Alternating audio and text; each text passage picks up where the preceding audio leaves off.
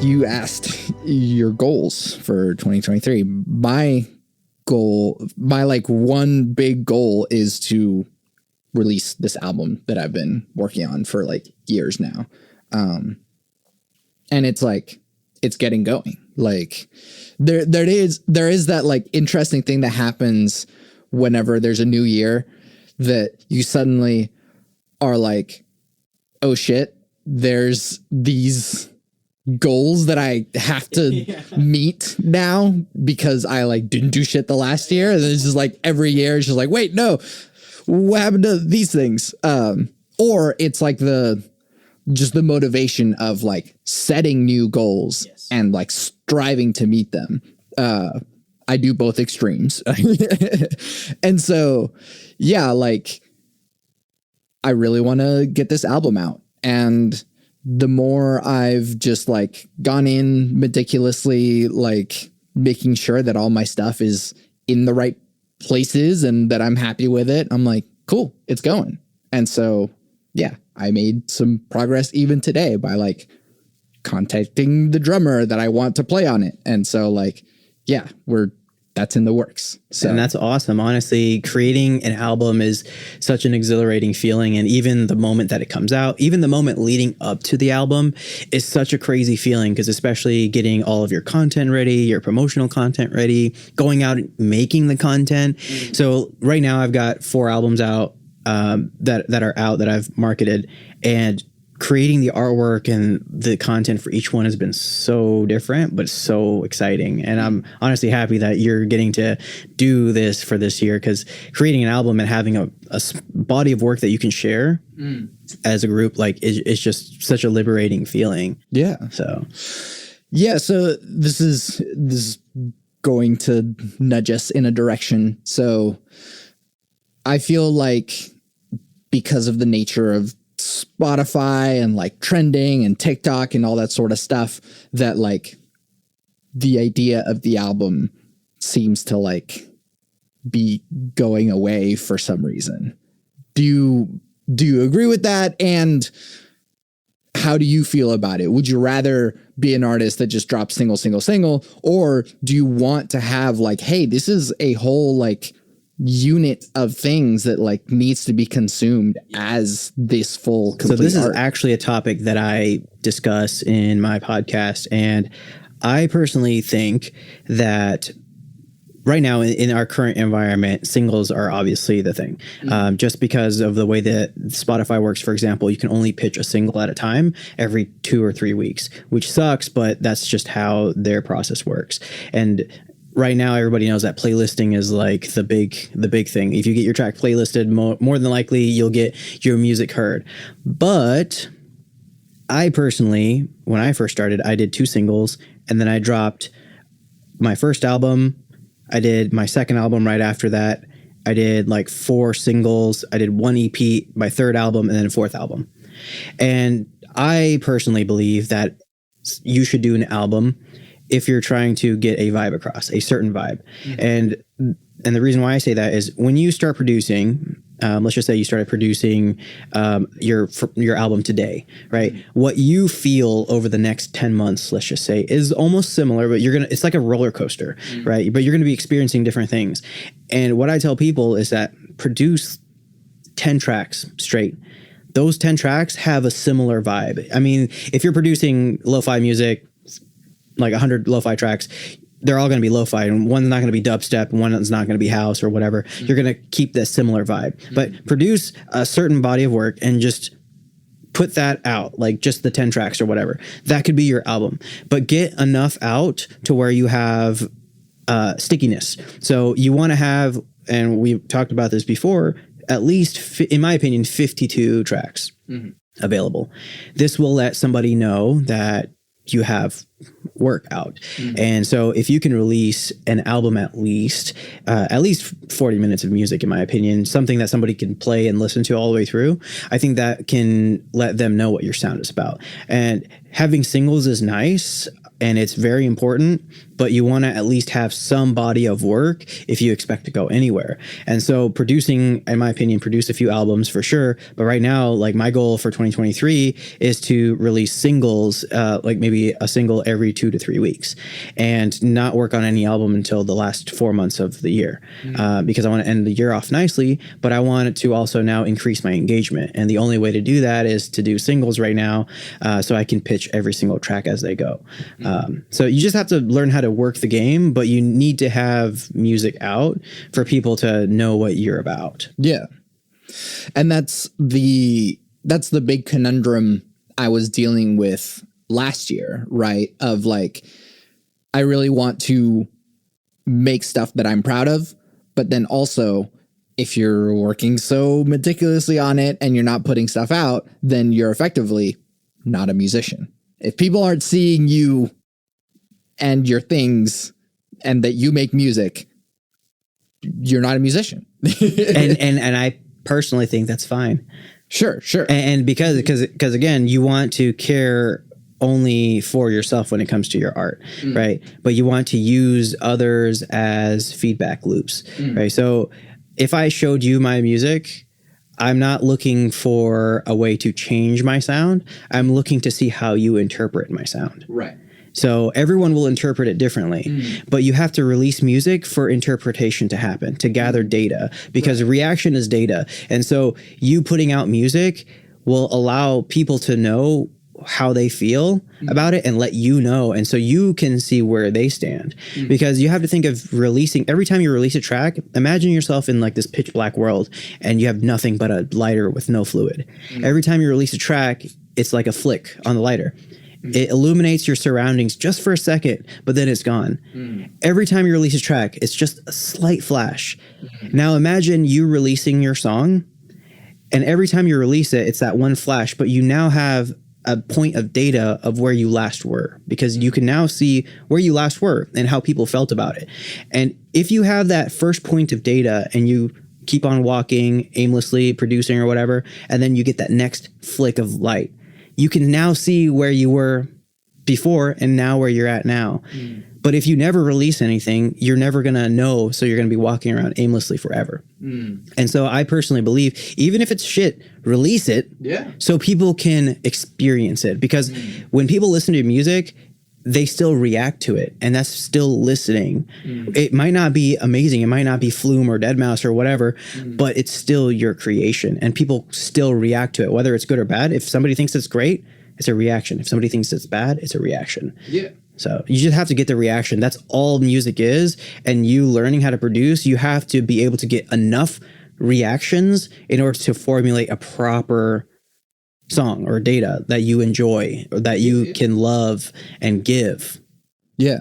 And I want to clarify that, like, it's not so much that like you're not a musician. It's more that you're not perceived as a musician. Yeah. And so it's like, you can be a musician all day. You can sit on your guitar and like practice, 8 hours a day. But if you don't release anything, that's true. And that's why I believe that you should, even if it's content of you playing on YouTube or on Facebook or whatever, you have videos, you want to put something out. And that's what people are doing on TikTok, Instagram, things like that. They're posting up them playing, but not a lot of them are producing the music and releasing it. But then you have the few that are producing it and they're catching on and they're getting millions of hits. That's because they've put in the work and they were already ready. So when it actually caught wind, they had the content to back it up. So you keep saying content, and a lot of people have beef with the word content because it like takes the soul out of or whatever. You know what I mean? Like, 100%. Yeah. 100%. So yeah, like content, art, experience. What do you feel? So I think everything. So there's two ways of living life: either consuming or creating.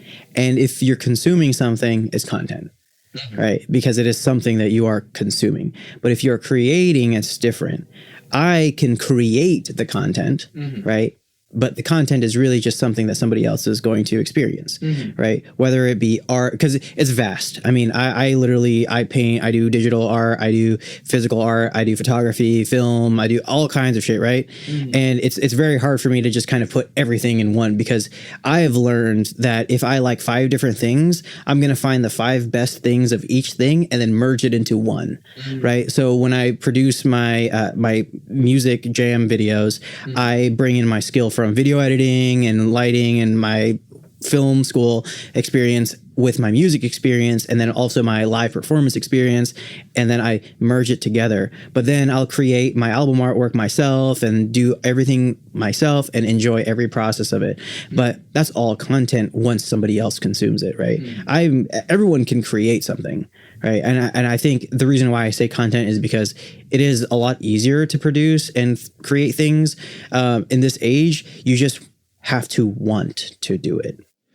Sure. But then like, so then the difference becomes, it's like, what is it for? Right. Like, and so when I visualize someone that like makes content, like they're doing it so that other people will see it, and like eyeballs are the currency of today, right? Like if people are seeing it, that means you are potentially able to make money, that you are potentially able to use your influence, whatever that means. But like, as artists, we make stuff for ourselves. Right. And so like, regardless of if people see it, like, I mean, yeah, y'all know I put out an album by Power Cycle last year. It's called Hades. Like, some people have listened to it. It has some plays on Spotify, but like no one's really checked it out. And granted, I like planned out the marketing in like a few days and it was like, hey, here you go. Here's an album. So like that is partially on me, but also like, hey, look, it's out there. Check it out. But like what I'm saying is that like when we make stuff, we are doing it for ourselves, and then we put it out to get that spark, right? To see where we are. So like, I don't know, how much of it is you wanting to be understood? Yeah. So the biggest thing is the intention, right? So we want to find out what the intention of whatever we're creating is. So obviously if somebody's creating music, they ask themselves, am I doing it for the money? Am I doing it for the fame? Am I doing it for myself? You want to first find out what that answer is, right? And you might not even know the answer right off the bat. It took me almost 10 years to figure that out. When I got to that point, I was like, okay, I think I wouldn't mind other people seeing in on the process. And at first I wanted to create a paywall. I will admit that, because yeah, that was what my mentality was. And it was actually my little brother that was like, why would you put a paywall behind it if you want it to grow? I'm like, dude, you're so right. And that's when I made like 90% of my stuff free, like the sample packs and my tutoring and people hitting me up. Like, dude, I was like, dude, I will teach you anything that you want. Just ask me the question. And that's because, again, what we mentioned before, I want to lead people that direction, right? And I have to find that fine line of selflessness and selfishness in my sound as well. Like, I want people to hear the sound because I enjoy it. My good friend, he actually runs Deep in Heat Records, and that's where the first record label that I ever released on. He told me, dude, if you enjoy it, you know that somebody else will be too. And I mean, that's so true, because I deeply enjoyed the music I was producing at the time, and I was very self-conscious about it, and I didn't want to share it as much.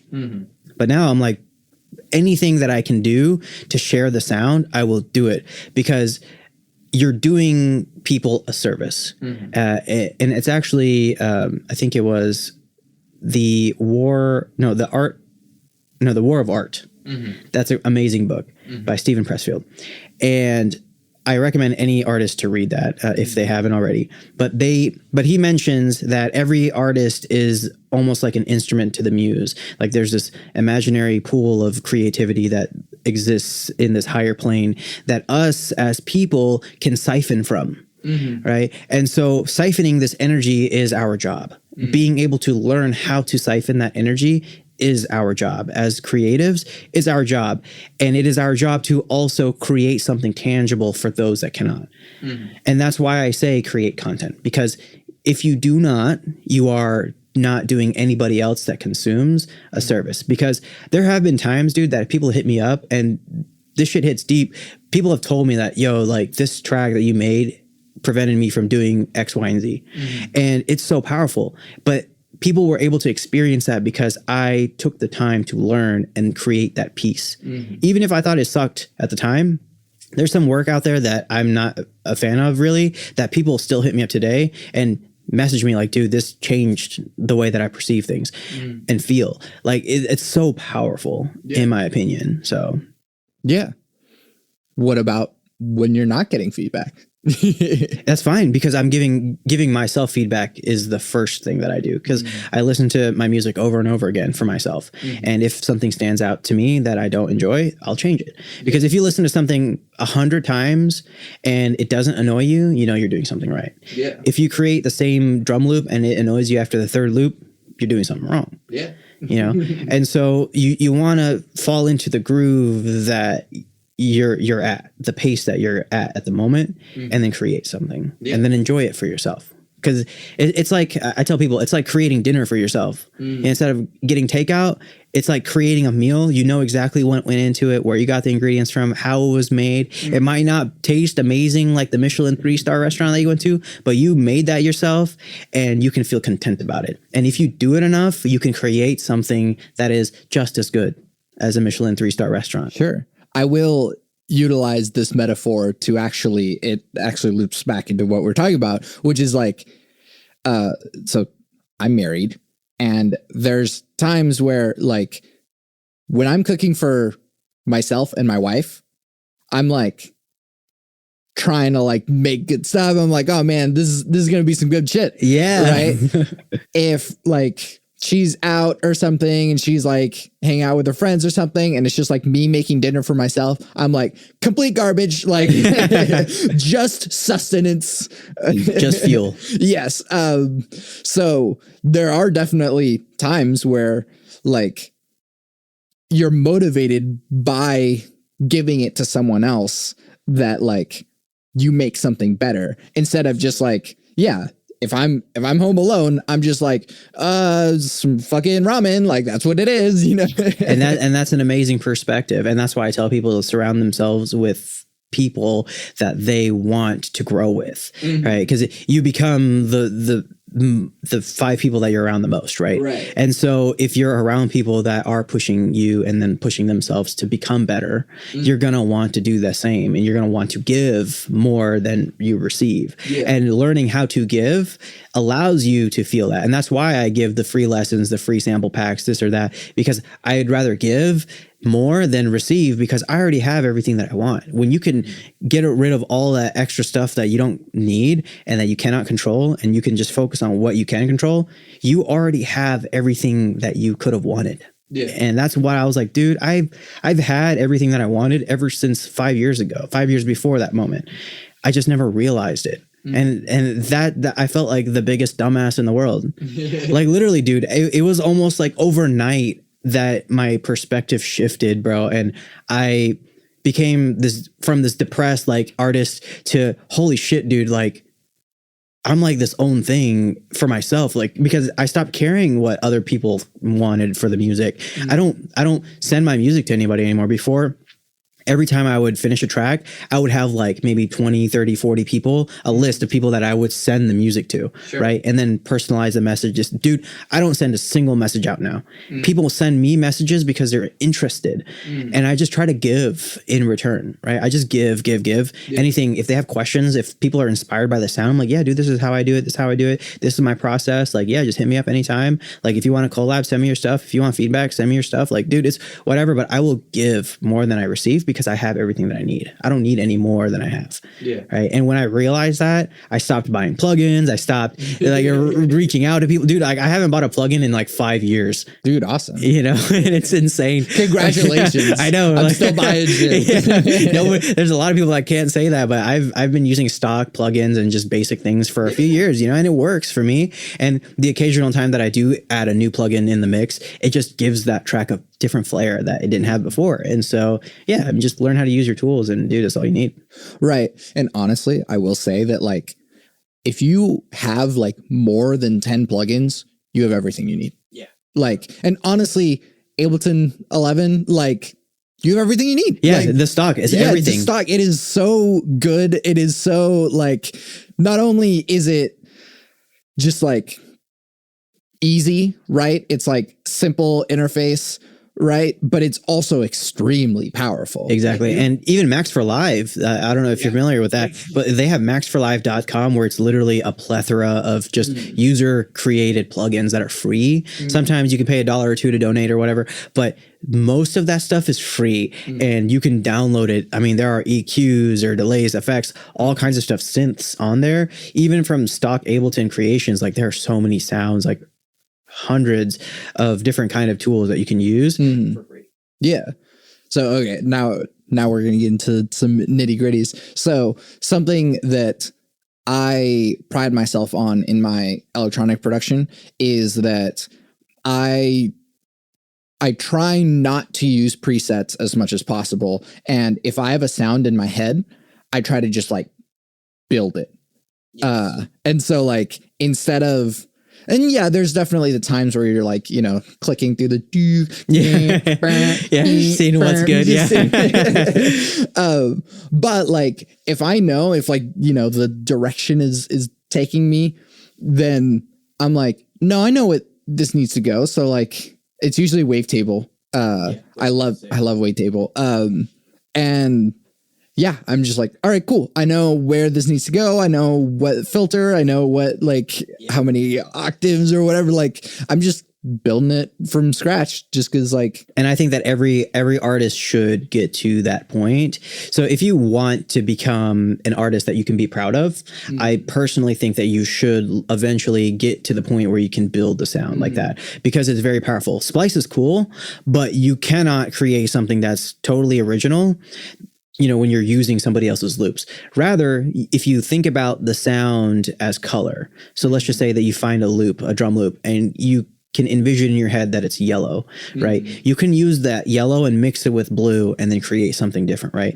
And so I try to think of music as colors. Anytime that I get a sample, I use Ableton's beat warp mode, for example, and I'll always double the length and I'll reverse it and see what it sounds like. And then I'll change the beat warp mode like forward and back to like forward so I can get a choppy effect. And then I'll adjust the parameters to see what sounds good. And then I'll mess with the fades and I'm like, okay, I like where this is going.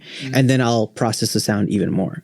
I try not to stay too stuck on every sound or every synth, because in my head, anytime I hear a preset, it's a color, like blue, green, orange, yellow. Like I'm like listening for the color and the sound, the timbre, like, you know, all of that. I'm like listening for it.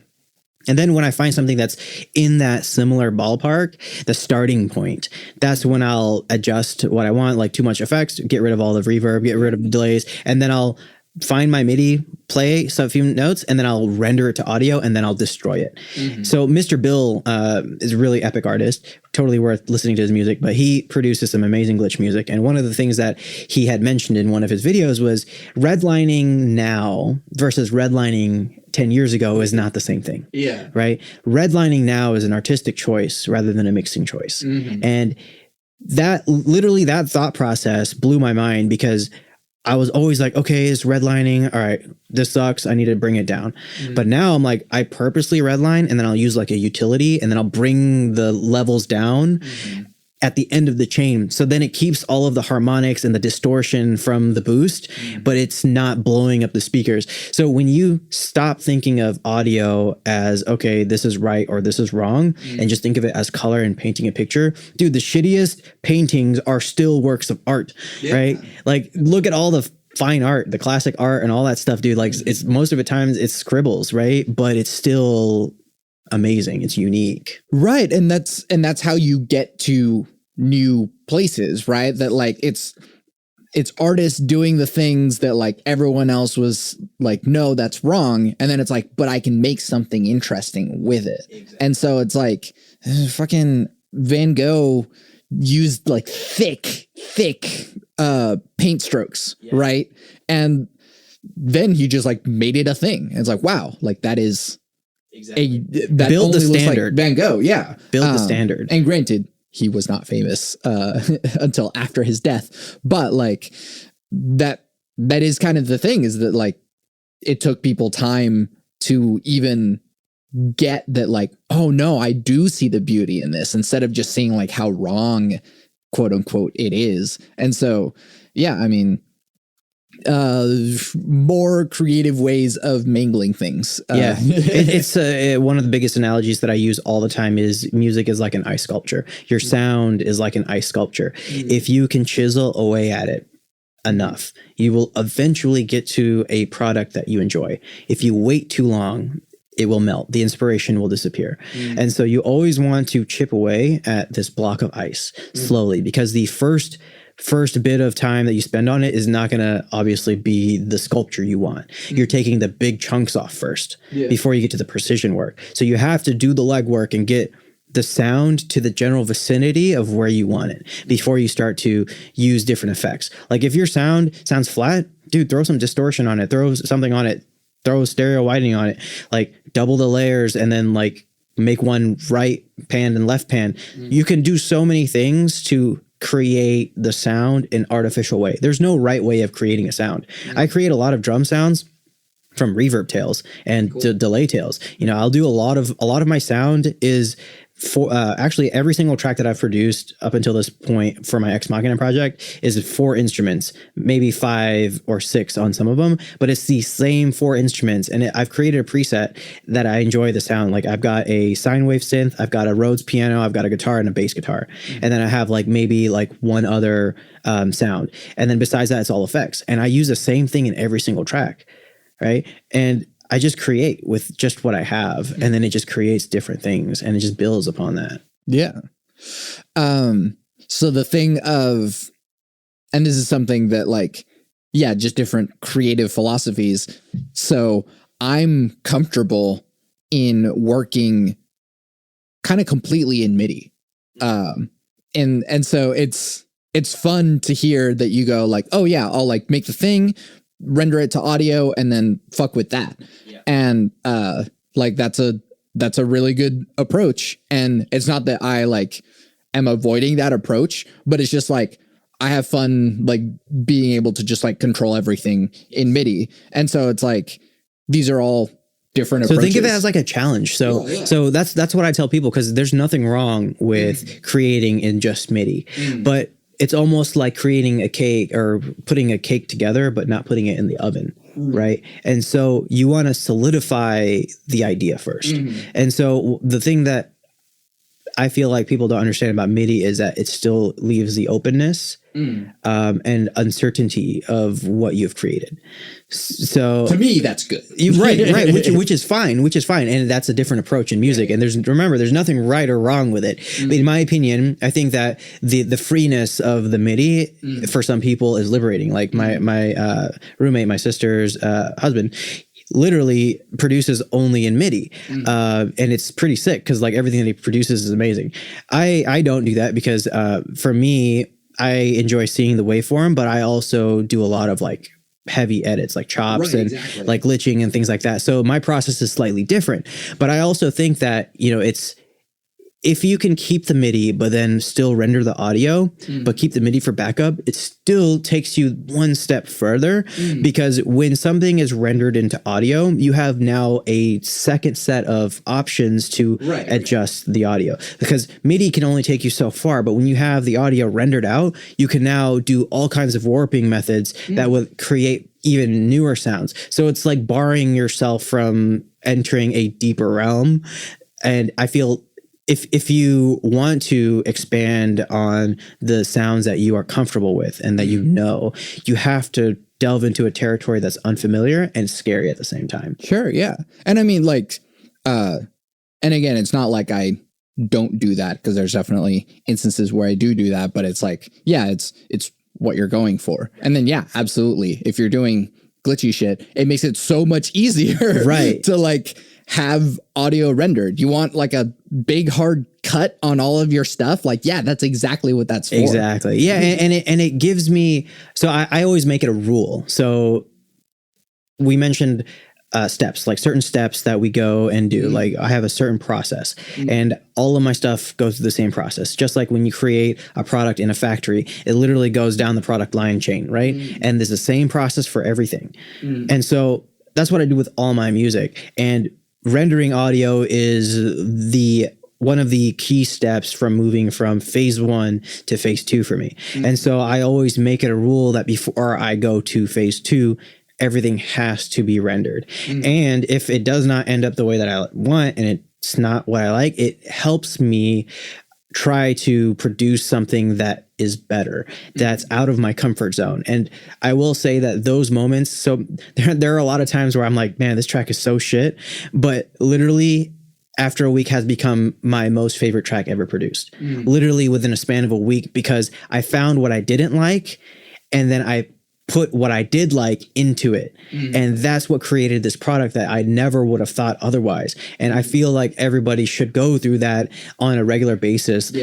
All the time. It's like training a muscle. Like you want to be able to train your solidity on your idea and then adjust from there. Because if you ever need to go back to MIDI, you can. But you know, when you have all the audio, it's so easy to like just add a bunch of shit and just like glitch things or just chop it up and have fun with it, because it becomes more rhythmic at that point. Because MIDI, your tails, you can't really see your audio tails, right? Because you can see when you press the note, but not when it ends technically.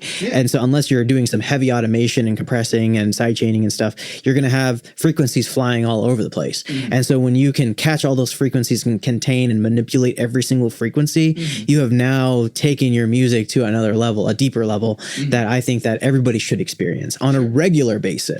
You know, because that's what's going to get you to question your production. You know, because obviously me producing for 10 years, I could think that my music is shit all the time, but it will only click for me when I can produce enough times and fuck up enough and make enough shitty music to where I'm like, damn, this is nice. You know, you create enough shitty stuff, you create something that's good. You know, and I firmly believe that. No, it's a funny thing, because again, it's like philosophies. So one reason I enjoy using MIDI a lot is that it stays in kind of this conceptual realm, right? And so something I love is whenever I'll like make a dense like chord pad, right? Like it's like, oh cool, here's like all these notes that are stacked everywhere, and it's like, all right, throw it on a different instrument or throw it on drums and arpeggiate it. Like, see, like then the ideas are like the concept remains, and then it just becomes something else. And sort of like how you were talking about, like with AI or even with for example with like tree tone, right? You'll have it make stuff that is part your creativity but also part generative. And this is something I end up talking a lot on the podcast about, is like the utilizing both ways of creating. For me, it's like there's my intuitive brain, which is just like sort of like you were saying with the sculpture. I always use the Michelangelo, is it Michelangelo or Raphael, chiseling away at the marble that isn't the statue, right? I'm terrible at my right. No, it's fine. I think it's Raphael. But yeah, chiseling away at the marble that isn't the statue is like, this is where my intuition is taking me, and like I'm just trying to find the statue that is underneath this marble. But then there's other times where it's just like, I don't know where I'm going, and I'm just going to set up these puzzle pieces so that something comes out of it. And so instead of being a super omniscient creator where you're like, yeah, I know where this is going. Yeah. Instead, it's like you're like a clockmaker. You're making a Rube Goldberg machine, and you're just like, all right, I set all this up. Boop. Let's see what happens. Right. And so, that's a whole other side of production, which is insane. Yeah. Like for modular guys, they're just literally patching a bunch of shit and then just turning it on and twisting knobs. And it's like, it's so sick. And that side of production, it is very beautiful in a sense, because it's unpredictable. Yeah. Yeah. And that for me is why I love doing MIDI. And so like, there are times where it does call for like, all right, I need to fuck with just audio. Yeah. But then, there's so many times where I'm like, ooh, what else can be generated? Yeah, from that. And I'll do that too. Like sometimes, I'll not render my bass MIDI until maybe the last part of the first phase. But there will be maybe sometimes like a whole week where I'm just stuck on some of the MIDI and I'm like, okay, but I never... I live by the no quantize rule, so I don't quantize anymore. I haven't quantized in a long time, and I personally believe that nothing should sit on the grid unless you're producing like house music or something that is very structural. Even then, like I still think that you should stray away from being always like on the mark on the grid, just because it's less human. But I think that also, when you get to a point where you think that, okay, this sounds good, because everyone gets to that point that's proficient enough in producing that they even with MIDI, they're like, all right, I think this is near the final product, right? I think in that moment you can render the song and then take your challenge one more step deeper. And I feel that again, even if that's not your workflow, you should make it a step just to fuck around with, because I have produced some of the craziest things, to me at least, like that I wouldn't have done until I have warped the audio. Because some of the, like Ableton's beat warp mode is insanely powerful, right? And some of the times, like you can take like a bass line and you can stretch the bass line and then reverse it, for example, and it now becomes this insane grungy sound that you can clip up the way that you want. And it's something that you wouldn't have done unless you have taken that extra step.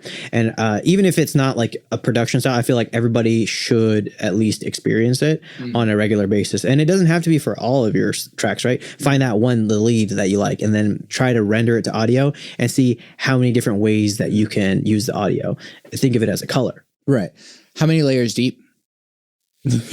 So I say simplicity in layers is my little saying, and so I always stick with a total of 5 to 8 layers total. Well, no, I mean like how many renders deep?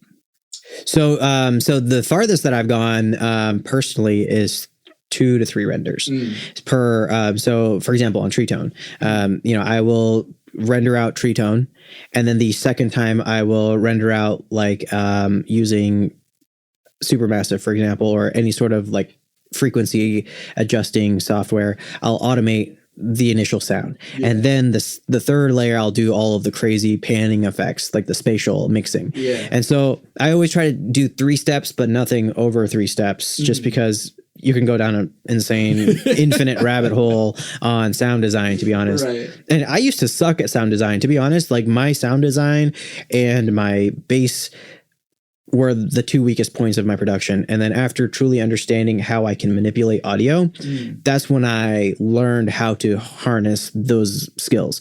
And it helped me a lot. Just being able to just use the simple fade tools, the warp modes, and just create sounds out of just stretching things.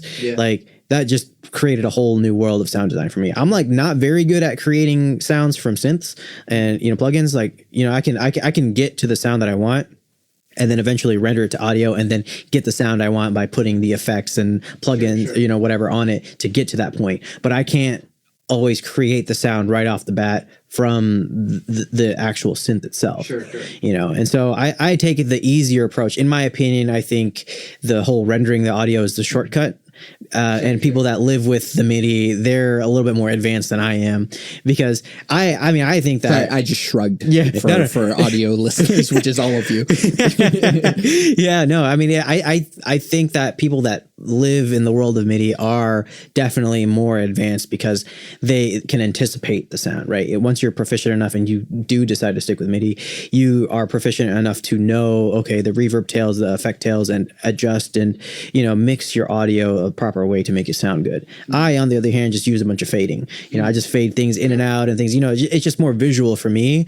And so I enjoy that process more. Right. And there's no right or wrong answer, but I still think that anyone should expose themselves to the different ways of producing so they know what they like. Yeah. What scares you? Going deaf. Well, sure, I was more in like production, but like, yeah, actually, yes. Let's go down this route. Yeah. So I literally, so before I would never wear earplugs going to shows. And now I only wear earplugs. Yeah. Even if I can't hear shit, like I will still wear them and I will just enjoy the vibe of being there. It is not worth losing my hearing, in my opinion, because my hearing is my life. Like, and when I mentioned before, happiness to me is producing 1 track a week. If I can't even do that, then it's done. It's done. And that's the biggest thing that scares me is that, if I went deaf. And so I try to take care of my hearing, but music wise, my other big thing is really like just not producing is what I fear. Not being able to produce in any way, whether it be because my equipment isn't working or me not having the inspiration to do it. Like that's huge. But I've also taken the time to slow down because I feel like when people move too fast and try too hard, they eventually get burnt out. Yeah. Which eventually just makes shitty music. Sure. About the hearing losses, absolutely. Like I keep earplugs on my literally wear keys. Earplugs. Yeah. Or if not earplugs, just like my Bluetooth headphones, like that attenuates enough. And so, yeah, absolutely. Like take care of your hearing. How bad is your tinnitus? I'm lucky that my hearing is still good. Okay. Yeah, I just have really bad carpal tunnel. The trade-off. Yeah. Yeah, that's the shitty part, but it's gotten better, I will say. Sure. I've played rock music for many years, and I was also in a marching band. And it was a really funny thing. One time I was like sweeping frequencies, right? And then I had like a really tight cue, and I like found the frequency of my tinnitus that day. And I was like, whoa, like that is like the spot. Yeah. It's like, ugh. Because I just boosted the frequency that's already in my ears already. You gotta be careful, man. Like your hearing is, as a musician, is everything. Yeah, no, absolutely. There are deaf musicians out there that are producing with just vibration, and it's honestly pretty crazy but it's amazing because they'll use like a sub pack and they'll produce. No, yeah, and I've seen like, okay, so I'm gonna go even way broader out here, and I one of my favorite podcasts right now is called Feeling Good, which is a team CBT podcast, which is a form of psychotherapy, and I really enjoy thinking about things in that sort of way. But they did a live therapy session with a woman who was like worried that if she couldn't have kids, like she would never be happy. And they like dealt with those negative thoughts. And one thing near the end of that podcast was that, or during the treatment, was that she was okay eventually with the fact that like, regardless of if I can't have my own child, I can find some other way of being a mother, whether it's adopting or surrogacy or whatever it is. And that like really comforted her. But the therapist was like, hey, keep in mind that like, this is a lower level, like I guess, conclusion or like satisfaction or goal, which is like getting what you want and being happy about that, as opposed to a higher level solution, which is being okay not getting what you want. Acceptance. Yes. It's hard. Yes. And so like, and sometimes, you know, especially in like psychotherapy and treatment and stuff, like sometimes the lower level solution is fine and it like will reduce depression anyways. But like the true answer, or like not so much true, but like the better answer is like being okay not getting what you want. And so it's like, if we went deaf, how would we still find satisfaction? And that is that. I thought about it many times. I really have. And I'm like, man, if this ever happened, what could I do? And I mean, the simple answer really was to keep doing it until it happens. Right. No, I mean, literally, because I thought, I mean, that is the one thing that I always think about, because when I go to events and I throw up shows, I mean, sometimes those speaker systems are insane and piercing, you know, and like literally feeling like someone stabbing your ear. Yeah. And I think about it all the time. I'm like, dude, what if I lost my hearing? Like sometimes I would go to a show and I'd forget my earplug and I'd come out barely being able to hear the person next to me. And I'm like, holy shit, what if this was like permanent? Mm-hmm. What would I do? And so I told myself ever since I started thinking about that, I'm like, okay, well, I can't control that. Mm-hmm. So the first thing would be to create a body of work that I can be proud of, whether it be visual or audible. And so that's why I've been spending my time creating things around me that I enjoy, even if it's visual or anything really, because I'm just enjoying it as I live, right? Yeah. And it's for me until I can't anymore. You know, you can only eat food if you're alive and enjoy it while you're still sane. You know, so it's just enjoy what you can do while you can do it. Yeah, yeah. I do think that even if I went deaf, I'm not like a real drummer. I have drums in this room right now, but like I'm still just like learning.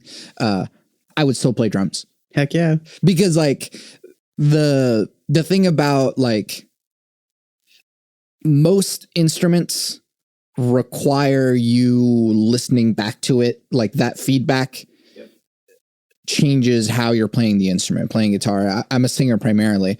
And absolutely like knowing when I'm on pitch or off pitch, or like hearing something in the wrong time while singing will like fuck up what perception of note that I'm singing, you know, like that whole thing. And so with drums though, you can completely do it off of feel. Yeah. And that's amazing to me. Like that's one of the more like fun and wondrous things that I've enjoyed out of doing drums is that like I'll be listening to something and I'll like just feel it out. Yeah, just do the thing with my body. Yep. And like even if it's not making a sound, I'm enjoying the fact that I'm like doing rhythm with my body. With your body, yep. It's a good feeling, honestly. And that's why even now when I say like I want to just produce as much as I can now, it's again a point of data to refer back to, right? So if you listen to your one song 100 times, even if you were listening to it on 2 volume, you know what the sub feels like. You know exactly when that kick is going to come in, that snare is going to come in, that hi-hat, every bit of it, you know. So if anything, God forbid, were to happen, then you still have a point of data to refer from. Yeah. And that's why I produce and listen to my music 95% of the time. I'm always listening to my music because I'm just really digesting what I created over and over and over again. So then I know it like the back of my hand. Yeah. So now it's crazy, but Tree Tone is generative, right? Yeah. And so what's so funny is that any track of mine, if you were to play the first 3 seconds of it, I can tell you what track name it is because of the tree tone sounds. I've gotten to that point because I've listened to it over and over and over. I know exactly where each little ding sound is and the succession of it. And I can tell exactly which track that is. And to me, that's how I know I studied my data. Sure. Yeah. I mean, I was just like, I had a thought and then I'm blanking on it. So you say words now. yeah. No, totally. I know we were talking about goals a while ago for 2023. Yes, I forgot to ask you your goals. So my goals really this year, it's honestly a lot more simple than last year's. Last year's was learn how to mix and master. This year for me is learning how to cook more things. Cool. Yeah, so I actually purchased and got some cooking cookbooks for Christmas, and I've been just going through and learning. I got like a few actually, and I've been just reading all of them just to get better at creating a different kind of art form. You know, I think that food and creating food and sharing it is in a sense like music. Absolutely. You know, you're orchestrating a meal. And so, yeah, I mean, that in itself was pretty fun and more accessible to me. So I've been just trying to learn how to do that and just doing that as often as I can now. But yeah, that's my goal for 2023 is to learn how to cook more stuff and not have to refer to cookbooks all the time. Yeah, right. And that's the improvisatory nature of it. Like the better you get at like cooking, the more you're just like, oh yeah, I remember what that is. But I didn't like their portions or whatever. I didn't like, yeah. And so it's like, oh, I'm going to like, you know, throw in a handful more chili powder or something. Literally. No, it feels good just being the master in your own kitchen. Right. Being the master chef. And then something else that I think about is that like, so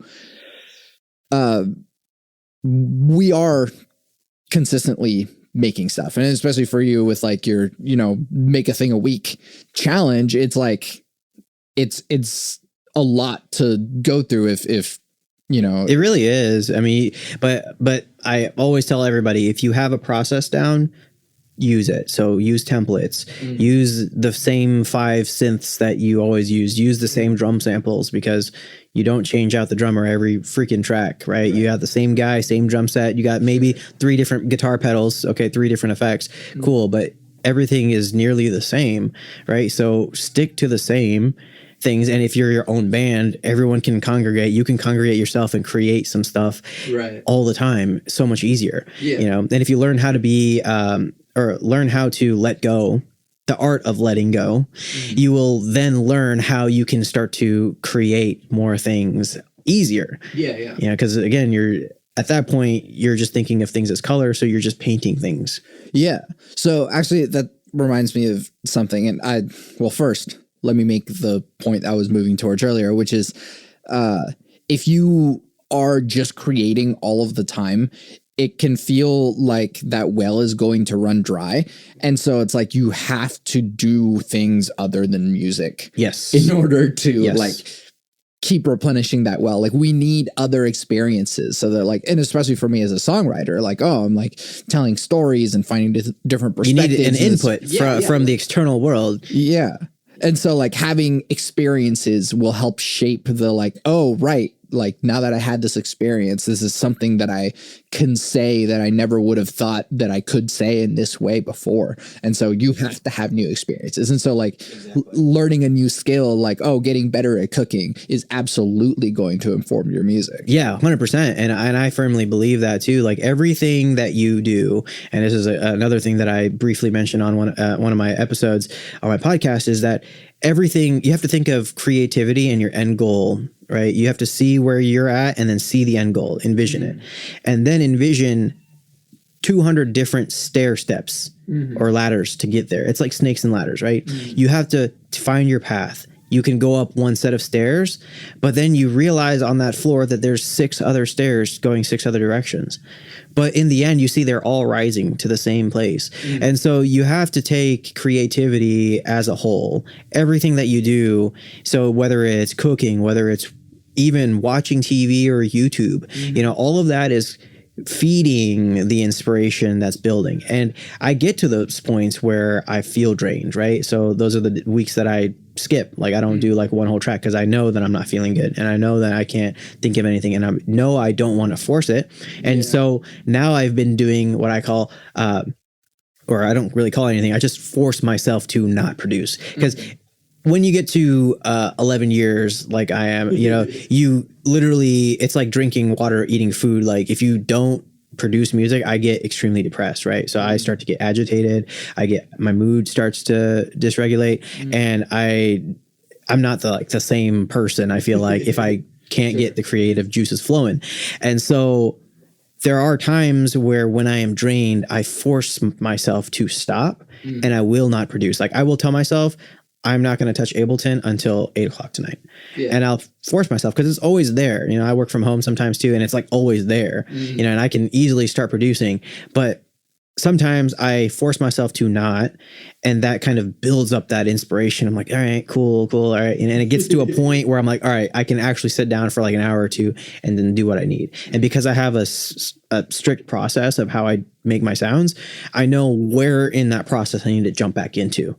So that's, again, aligning yourself with your data points, knowing your process, knowing your sound, knowing what you're doing. And once you get to a point, you know where you are in your process of producing music. Yeah. You know, and then you can output more tracks every week. Yeah. And that's awesome. So yeah, the other thing where my brain took me is that because I've been working on this album for so long and being like extremely meticulous about it, one of my other goals that it actually became a goal last year, but like one of my other goals is to let go. And it's like, man, so during when I was in Power Cycle, which was like 2017 to 2019, I think, it was a electronic trio that like 3 composers we would improvise. And everything with Power Cycle was just like make something and throw it out there because we would have to like put on a concert of new music every month. Nice. And so like it became so easy to just like make something, let go, just like improvise it, throw it to the wind, and like just be happy with it. And on the opposite side of that spectrum, I've been working on this album, making sure that every like detail is like exactly where I want it to be. But then it's like, all right, I need to like, I need to go back to that. Just like, all right, let me just make some stuff, throw it out there. Exactly. So then let me ask you this. So would you say the first or the oldest track on this album, would you say that encompasses your current sound? Well, it's funny because it encompasses both. Okay. Yeah. And so there's the parts of it that are me from back then, right? Whether it's the lyrics or the notes or the melody or whatever it is. But then it's like my current like musical nuances, my current like production style, my current like arranging.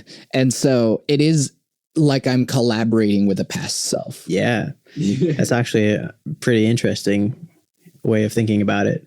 But that's, I mean, yeah, I mean, like, so, okay. So how old is your oldest track on there? Technically the first thing I ever wrote is on this album. Oh, nice. And so I'm trying to remember what year this was. It might be like 2011 or 2010. Wow, okay. Okay. And I'll tell you what it is. It's a track called Replacement. And I was, my dad works in air conditioning. I was on the roof of Lee's Sandwiches. Oh, nice. Working on their AC, and it was like really noisy, like something wasn't working. And so I wrote this like little melody, and I was like hearing the pitch of the air conditioning, and I was just like, And so like I found the pitch, and I just like wrote a little melody that was kind of from the point of view of the AC unit. Of like, that's great. I messed up now and you have to replace me, like, and sort of the sadness of like, I'm trying really hard to do the thing I'm supposed to do, but like, I can't anymore. And there's like a really, you know, it's a powerful sorrow in that. That's great. But it's also air conditioning. Yeah. And that was like the first like song thing I ever like put to like memory, or like I wrote it down or whatever. Did you use like a DAW to record it, or? Well, at the time I was on the roof of a Lee's Sandwich. I think I did I don't know if I did like a voice memo on my phone or if I just like wrote it down. I used to carry like a little notebook with me to like write down ideas. So maybe it wasn't that. I don't know where that thing is now. But like over the years, I've tried adding more to it. I've tried like putting more chords to this progression. I've tried like putting more lyrics to it. And every time I would try, I would be like, no, it's not working. And so it like keeps reducing itself back down to this like core idea. And like, yeah, I've definitely added layers of complexity to it now, which is like from my current sensibilities, but like the core idea is still just this like short phrase. And that's like what it has been the entire time. That's awesome. 2011. That's forever ago. I think I don't even know. How many tracks are you going to drop on this album? 13. Nice. I'm insane. Hey, that's honestly, as long as you hit 10, I think, sure. You know, there are some people that I know that are trying to drop like 20, 30, 40 track albums. And I'm like, bro, no one's going to listen to past 12, 15. Oh, well, I mean, I acknowledge that no one's probably going to listen past the first like 6 or 7, which is why I like front load it with like the catchy songs, the catchy ones. Hey man, here's a crazy thing I noticed. So when I started to do my YouTube live jam videos, I noticed that the track that I did the live jam video of that week boosted to my Spotify top every time. And so what I've noticed is that and everybody that most people that run a label will tell you this, but your marketing doesn't end when the song comes out, right? It actually, that's when it should start, right? And it should last for about a year after that. And so you should be posting anything that you can. So I always, whenever I create a new track and release it, I'll try to tag 3 different kinds of videos or pieces of ideas or content, if you will, relating to that piece, because I have to find a way to share it, obviously. And it has to be organic, because I'm not the kind of guy that's like, yo, go follow me here or there, you know, and check it out. Yeah, really. It to me, it just feels not organic. And so what I'll do is I'll just put out a bunch of stuff of me being in my element, right? And then people just kind of come by. Like, I think that's also what's so liberating about actually performing my Dark Lo-Fi Glitch live, is that, again, there's no expectation. No one's like, oh yeah, you got to keep the night going with heavy techno or whatever. It's literally just, you go up, you do your shit, people enjoy it, they're confused half the time, and they're in awe and they're intrigued, and then you leave. Yeah. You know, and to me, that is so much more fun. Yeah. Yeah, no, it's honestly, it's been the last 11 years, I will say, has been a roller coaster, good and bad, but I wouldn't take anything back for any of that. You know, because to me, all of the failures is what made me what I am now. All of the rejection. You have to go out there looking for the no's, the rejection, the failure. You have to be the guy that's like, okay, tell me that my track is shit. Tell me that you don't like it. Tell me that, because I need to know. I personally don't like when people are like, yeah, this sounds great. You know, it's like, okay, I appreciate it, but like, is it really that great? And that's how I was for the longest time, until I found my sound. Now I don't care. You know, now it's like, I mean, I care to an extent where I'm like, okay, this is how you interpret my song. Like, dude, there have been times where I have a track on my album, right, that I share with somebody and they're like, I don't understand it. You know, and to them, it's something that's so far off, right? But then I'll show somebody else that same track and they're like, holy shit, this is the craziest thing ever. Yeah. But then I'll show the person that didn't like it again after maybe a month, and they're like, holy fuck, what is this? And that made me realize that just like people, their taste is always going to change, right? There's nothing that's ever stagnant. If somebody doesn't understand it at first, they will eventually understand it. And so I have seen the sound grow on people too. And so it's like, if somebody doesn't like it, dude, that is good news. I think that's like the best news. Like, if somebody tells you that they don't like something, that is probably some of the best news. That is better news than if somebody was like, dude, this is fire. I would rather somebody tell me why something is shit. Yeah. So then I can make something that's insanely better. Yeah. or something that leans into the specific thing that they didn't like. Exactly. Yeah, 100%. And then you start to get people out of the woodworks that enjoy that even more. Right. Then you get to find the weirdos that are like you. And I think that's what the whole goal is, to find that organic group of people that are like you, that enjoy the sound like you, you know? And so I think it's a constant journey, and the destination should never be the goal. I think even when producing, it's just, you always just want to just do it for therapy. I produce as meditation. Like I said before, my mood dysregulates whenever I don't. And so when I do produce music, it makes me feel better. Sometimes when I'm feeling really shitty, I'll throw on one of my tracks and just listen for maybe like 20 minutes. Yeah. And I'll just vibe. Sit there in silence and just listen. And I can literally feel like the energy, bad energy transferring out of me. And like my hair on my arms are chilling out. And, you know, it's just, I could feel it. And I feel like everybody should find that thing. It has to be something obviously positive. And if it's creative, it's even better, because then you're able to create something for somebody else if they need that, you know? And so it's very powerful, man. Yeah. Normalize listening to your own shit and vibing out with it. All right. I forgot to tell you to plug your stuff at the end of the last podcast. And so I'm going to ask you to do that now. And this will go at the end of both of them. So. Okay. Yeah. So, one, thank you for doing this with me. Where can people find you and your things? Yes. Thank you for having me.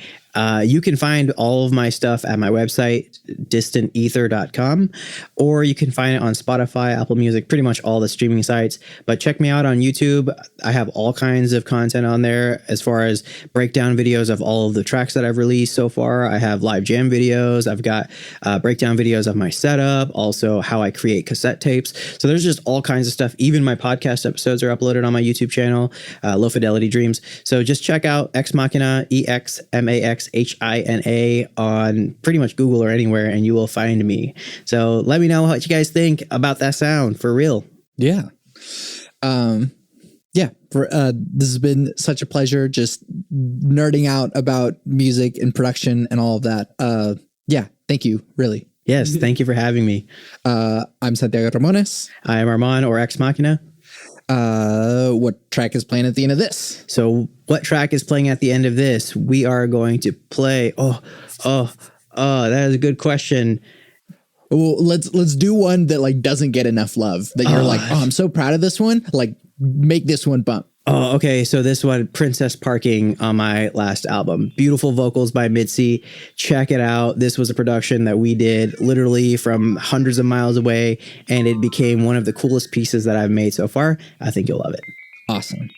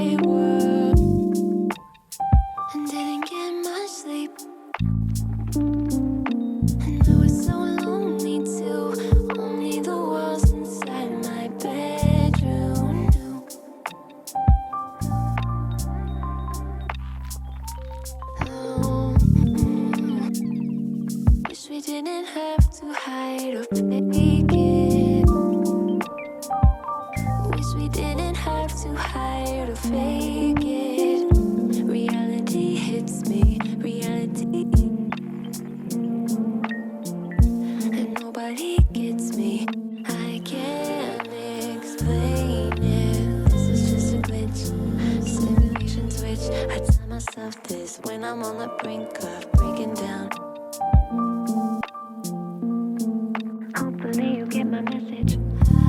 Sorry I didn't get back to your message. Just been in a different kind of mindset. Been trying to figure out where my mind's at. Pretty little thing, but she's busting. The thoughts that she's hungry to ask, yeah. Might as well put me in a casket. 'Cause what we live for is what we gonna die for.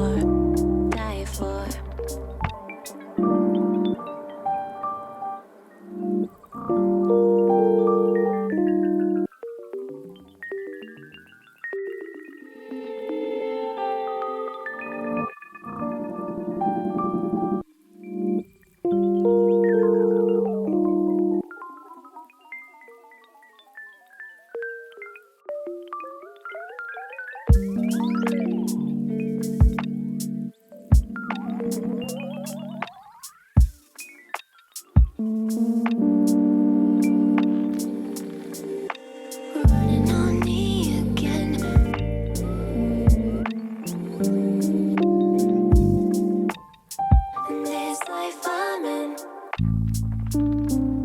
Staying inside the lines, but I have found another pastime. I'm just drinking gin, forgetting existence. Gone sour, I prefer the lime.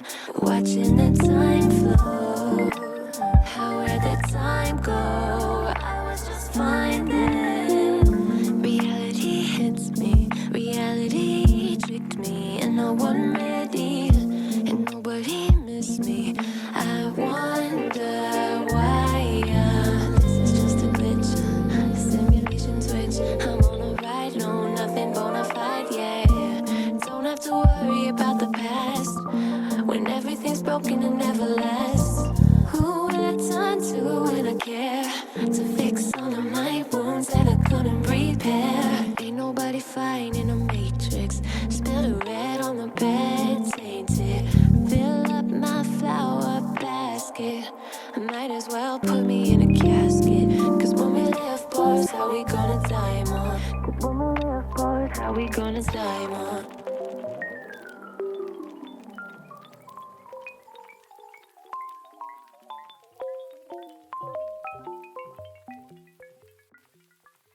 You can find everything that I do on my website, santiagoramones.com.